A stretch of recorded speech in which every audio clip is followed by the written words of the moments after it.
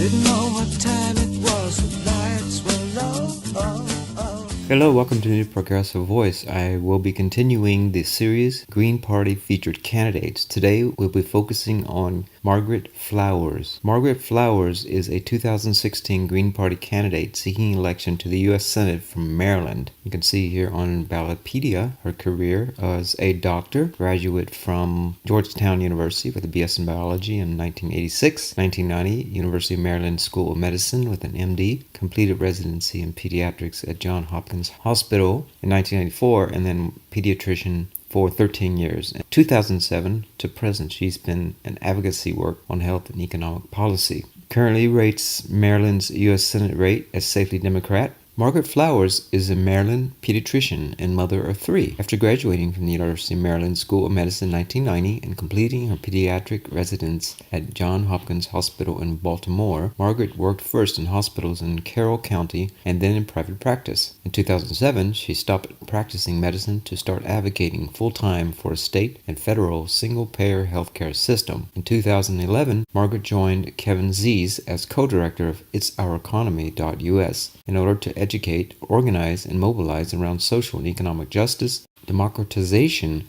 of the economy to reduce the wealth divide. In October of 2011, she helped lead the occupation of Washington, D.C. on Freedom Plaza. She is now the co-director of PopularResistance.org, which carries on the occupation by reporting on and helping organize events across the country. And I'll provide the link below to PopularResistance.org. The mission, with corporate takeover of federal and state governments, more people are becoming politically active in new and creative ways. The growing culture of resistance is utilizing nonviolent direct action and civil disobedience as a primary tactic, and is forming real democratic organizations to empower local communities, as opposed to working within the corporate government dominated by a two corporate party system within an unfair big finance capitalist economy. PopularResistance.org is a resource and information clearinghouse for this movement. And you can go to their core issues page. She's the co-chair for Popular Resistance. And they have 15 core issues the country must face: corporatism, wars and militarism, human rights, working rights and jobs, government, elections, criminal justice and prisons, healthcare, education, housing, environment, finance and the economy, media, food and water, and transportation. Do take a look at the website. They also provide a calendar of events or resistance movements throughout the country. You can click on any one of those and find out when they'll be having those peaceful resistance throughout the country. Margaret has been the lead organizer of a campaign to stop the Trans-Pacific Partnership, TPP, for the past 5 years. The TPP would outsource jobs, lower wages, threaten the health and safety of communities, and undermine protection of the environment. It has been called NAFTA on steroids. So let's listen a little bit about what Margaret has to say about TPP. This was back in January of this last year. This is a huge trade agreement that's being negotiated in secret right now. It's been going on for more than 3 years, and it's bigger than NAFTA. It's called NAFTA on steroids because this agreement is about much more than trade. It's actually about giving corporations all of the kinds of policies that they've wanted for a number of years but haven't been able to get passed through the front door in Congress. It gives them, transnational corporations, the power to sue nations if their laws that protect the environment, people, or workers affect their bottom line, affect their profits. And so, in fact, the Trans-Pacific Partnership will enable corporations to change our laws even down to the local level. Link to that video below. Do take a look at it. She's been fighting the Trans-Pacific Partnership for 5 years now. She also co-founded Clean Up the Mines, a campaign to clean up the more than 15,000 abandoned uranium mines throughout the U.S. that continue to pollute. She was instrumental in the fight to protect net neutrality. You can see Margaret here with the big sign up. It says, "It's time to clean up the mines."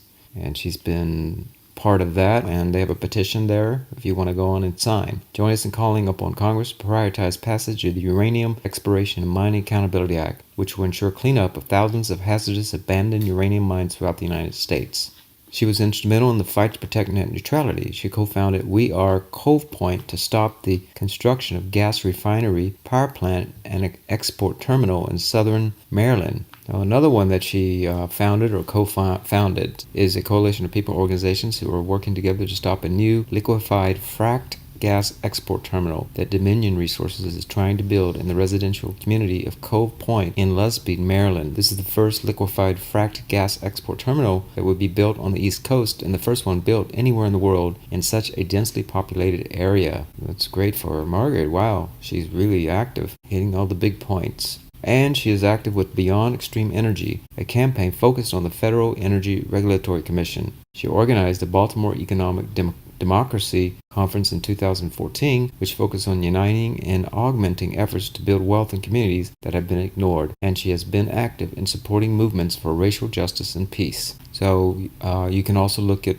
Flowers for Senate's website at flowersforsenate.org. Provide the link below on that as well. I was trying to find if she was going to have some campaign rallies coming up, but unlike Stein's website and Robin Laverne Wilson's website, Flowers doesn't appear to have a schedule up at this time. But you can certainly go to her webpage and you can donate, and you can also click on news and you'll see all kinds of news about Margaret. She's really active. She's quite an advocate for different causes throughout the United States. You may also contact her and be part of the solutions, what she calls the solution-based campaign. In my years of advocacy, I have followed a two-path approach of stopping harmful policies and practices while simultaneously building alternative systems that address the fundamental causes of the crises we face, says Flowers. To achieve the results, we need healthier communities, an end to poverty, racism, and war, a realization of our human rights, and a livable future. We must create transformative change, not tweaking the current failed system. And she actually wrote a letter directly to President Barack Obama. She wrote an open letter to President Obama on healthcare reform. There is still time for real reform. Listen to the American people. She wrote this on January 28th in 2010. And I'll also provide a link to that if you like, if you want to read that. She points out all of the benefits that will come from a single-payer healthcare system. With great appreciation, deep respect, Margaret Flowers, MD. And she's part of a team of doctors. It's called the Physicians for a National Health Program. I think it's 7,000 doctors throughout the U.S. It might actually be 17,000 that are all looking for single-payer health care. Well, let's take a listen. She's on the realnews.com along with Jill Stein talking single-payer health care. Well, what does it mean to build on the Affordable Care Act? Because if you're going to go to Medicare for all, right. You're taking out private insurance companies. Right. If I could back up and just comment on kind of what I see as a really major difference between the Sanders approach and Clinton's approaches is the United States is the only industrialized nation that uses a market-based healthcare, that treats healthcare as a commodity, and that has been Clinton's model. Even in the 1990s, what she was talking about back then was an insurance kind of monopoly, was giving an insurance monopoly to a few insurance companies. That's the same thing that the Affordable Care Act has basically done. There was this whole myth that it was going to create competition, and yet we still see that in all the various states with the exchanges, there are a couple, one, maybe two, sometimes three, dominating insurance companies that have the market. And as we're seeing mergers between the insurance companies, now we are really seeing them become much more of a monopoly.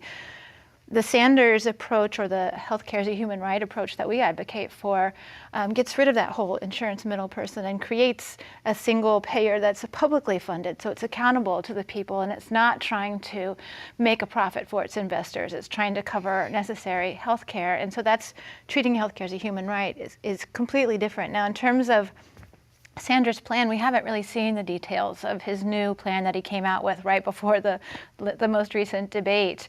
It sounds like it may be more like a John Conyers bill, but we really haven't seen the specifics to critique it. Okay, you'll see that she's been advocating for single-payer health care along with 17,000 other doctors. She's written an open letter specifically to President Obama, and she is quite articulate and passionate. She's been an advocate and activism for the past about 8 to 9 years for a variety of different issues that we Americans face. She's not afraid to be on the front lines and go right to the source if she has to. So look for her. She's definitely a rising star. And I also posted a link on Bill Moyer's journal where he had posted a piece about Dr. Margaret Flowers and Medicare for All. And near the bottom at her biography, Dr. Margaret Flowers is a Maryland pediatrician with experience as a hospitalist at a rural hospital and in private practice. She's currently the Congressional Fellow of Physicians for a National Health Program,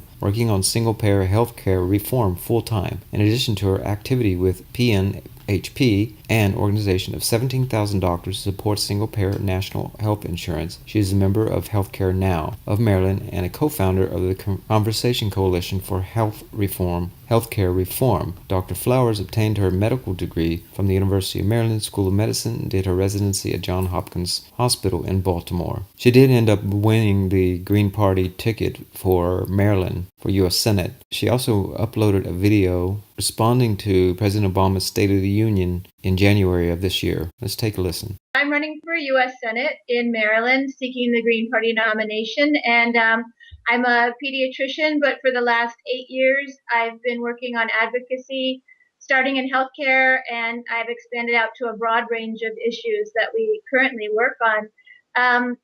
If you want to visit my website, it's flowersforsenate.org. As far as the State of the Union went, I think that the president showed how out of touch he is with reality in terms of talking about the economy having a strong foundation. I view the economy as being fundamentally flawed. If we look at it, we have seen increasing wealth inequality under his presidency. We have now 20 of the wealthiest people have the same wealth as the bottom half of people in the United States.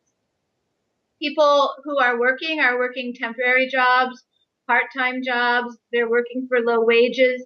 Last year, more than half of working people in the United States made only around $30,000 a year. So there are a lot of things that we need to do that we didn't hear anything from him about.